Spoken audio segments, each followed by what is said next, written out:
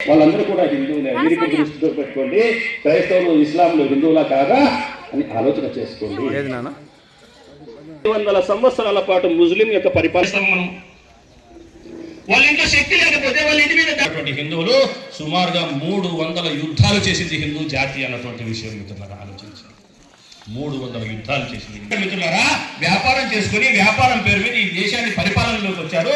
సుమారుగా 200 సంవత్సరాలు, సుమారుగా 900 సంవత్సరాల పాటు భారతదేశము విదేశీ హిందూ ప్రజలు యుద్ధం చేశారు. హిందుత్వం శక్తివంతమైనప్పుడు హిందుత్వం కూడా విదేశాల మీద దండయాత్ర చేయొచ్చు కదా.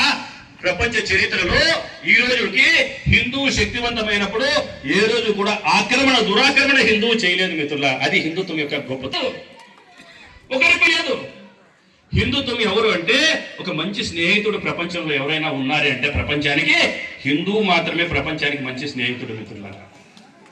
ప్రపంచంలో అందరికన్నా మంచి శీలం ఉన్నటువంటి మంచి క్యారెక్టర్ ఉన్నటువంటి వాళ్ళు ప్రపంచంలో ఎవరైనా ఉన్నారే అంటే అది హిందూ.